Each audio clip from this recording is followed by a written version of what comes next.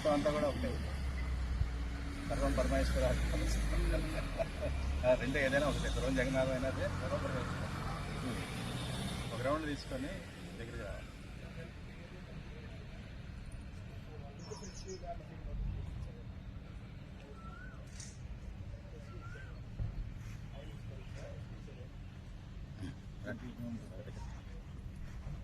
రండి సెంటర్ ఎవరు మాట్లాడతారు దగ్గర రండి.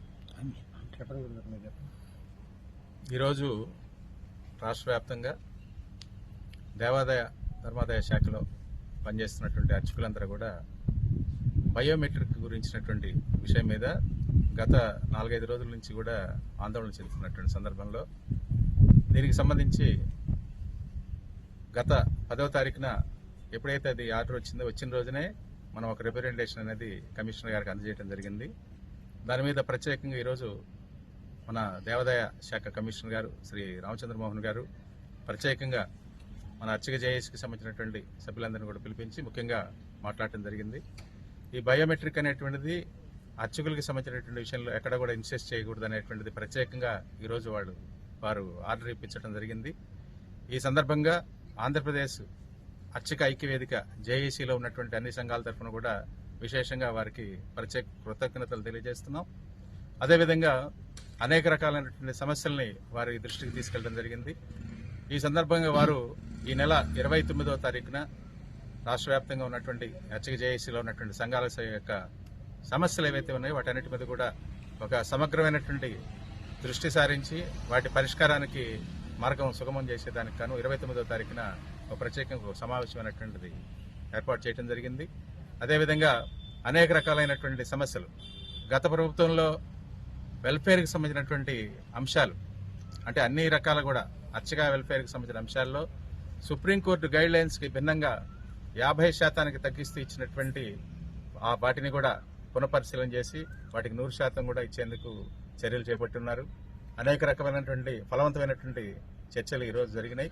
త్వరలో రాబోయేటువంటి సమావేశాల్లో కూడా అనేక రకమైనటువంటి ఇంకా మనం ఫలితాలు పొందుతామని ఇప్పటికే ప్రత్యేకంగా ఎన్నికల మేనిఫెస్టోలో ప్రభుత్వం ఏదైతే చెప్పిందో ఇవాళ అర్చకులకి కనీస వేతనం 15,000, అదేవిధంగా డీడీఎన్ఎస్ కూడా 5,000 నుంచి 10,000కి పెంచుతూ అట్లాగే వేద విద్యను అభ్యసించి నిరుద్యోగులుగా ఉన్నటువంటి వారికి 3,000 రూపాయలు నిరుద్యోగ వృత్తికి అందించేదానికి ఇప్పుడు ప్రతి నెల గతంలో చూస్తే మనకి కేవలం సర్క్యులర్స్ మాత్రమే వచ్చేవి.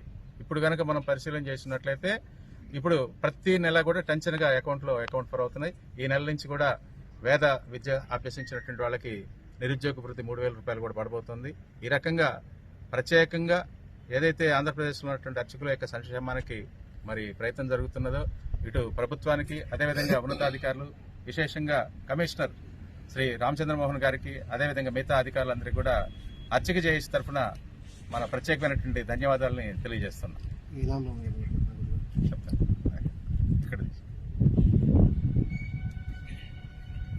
రాష్ట్రంలో ఉండే అర్చకులందరికీ కూడా నమస్కారం. ఈ రోజున కమిషనర్ రామచంద్రమోహన్ గారిని కలవటం జరిగింది. ముఖ్యంగా ఒక వారం రోజుల పైనుంచి రాష్ట్రంలో అర్చకులందరూ కూడా ఆందోళన చెందుతున్నారు ఈ బయోమెట్రిక్ గురించి. అర్చకులందరినీ రిలీజియస్ సిబ్బందిని కూడా ఈ బయోమెట్రిక్ విధానంలో హాజరుని నమోదు చేయమని చెప్పి అడుగుతున్నందువల్ల అధికారులు దాని గురించి వస్తున్నటువంటి ఆందోళనను దృష్టిలో పెట్టుకుని వారిని ఈరోజు కలిసి విషయాన్ని అంతా సమగ్రంగా వారికి చెప్పి అర్చకులు బయోమెట్రిక్ వల్ల ఎలా ఇబ్బందులు పడతారో వారికి వివరించడం జరిగింది. దాన్ని పరిశీలించిన వారు అర్చకుల్ని మతపరమైన సిబ్బందిని ఈ బయోమెట్రిక్ విధాన హాజరు నుంచి కూడా మినహాయిస్తానికి ఇవాళే ఒక సర్కులర్ రూపంలో ఉత్తర్వులు ఇస్తానని చెప్పి ఆయన తెలియజేశారు. అందువల్ల వారికి మేము అర్చకులందరి తరఫున కూడా ప్రత్యేకమైనటువంటి ధన్యవాదాలు తెలియజేస్తున్నాం. అట్లాగే ఇనాము భూములు అనుభవిస్తున్నటువంటి అర్చకులు కూడా వాళ్ళ యొక్క పేర్లు ఏవి కూడా అడంగుల్లో కానీ ఇతర రెవెన్యూ రికార్డులో నమోదు పరచకుండా ఉన్నందువల్ల వాళ్ళు పడుతున్నటువంటి ఇబ్బందులను కూడా వారి దృష్టికి తీసుకురావడం జరిగింది. దాన్ని కూడా పరిశీలన చేస్తూ ఉన్నారు. అట్లాగే వెల్ఫేర్ ఇంతకుముందు అర్చకులందరికీ కూడా 4,50,000 రూపాయలు సరిపోతేను ఎవరైనా వైద్యం ఖర్చుల కోసం అవసరమైతే అప్పుడు వాళ్ళకి 2 లక్షల వరకు ఆ బిల్లులను బట్టి ఇవ్వటం ఇట్లాంటివి జరుగుతుండేవి. అయితే అన్ని అంశాల్లో కూడా 50% సర్కులర్ 2021 సంవత్సరం మే నెలలో తీసుకొచ్చారు.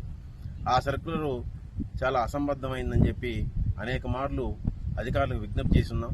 ఈ విషయంలో మళ్ళీ ఇవాళ కూడా తిరిగి కమిషనర్ గారికి తెలియపరిస్తే దాని మీద రిప్రజెంటేషన్ ఇవ్వడం జరిగింది. దాని గురించి కూడా చర్చిస్తామని చెప్పి తెలియజేశారు. ఇంకా ఇతర విషయాలు అంటే జీతాలు తీసుకునేటువంటి అర్చకులు ఎవరైతే ఉన్నారో వాళ్ళకి సక్రమంగా జీతాలు అందటం లేదు కాబట్టి ప్రభుత్వం నుంచి గ్రాంటింగ్ నీటి రూపంలో కొంత అమౌంట్ని సేకరించేటట్టు వాళ్ళ నుంచి మంజూరు చేసేటట్టుగా ప్రయత్నం చేయాలని కూడా కోరటం జరిగింది.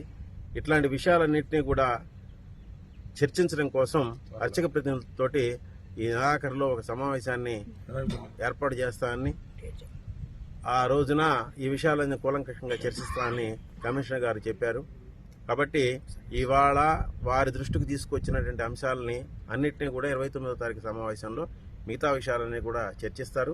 అయ్యే బయోమెట్రిక్ విధానానికి సంబంధించి హాజరుకు సంబంధించి మాత్రం వెంటనే ఆయన ఆదేశాలు ఇచ్చారు. ఇవాళే సర్కులర్ విడుదల చేస్తామని తెలియపరిచారు. అందుకని అందరికీ ఆ తరఫున వారికి ప్రత్యేకమైన ధన్యవాదాలు తెలియజేసుకుంటున్నాం. నమస్కారం. నమస్తే. ఈ రోజున ఆంధ్ర రాష్ట్ర అర్చక జేఏసీ మొత్తం అందరం కలిసి పెద్దలందరం మన కమిషనర్ గారిని కలిసి వివిధ అంశాలపై అర్చకులు పడుతున్నటువంటి సమస్యల గురించి ఆయనకు వివరించడం జరిగింది.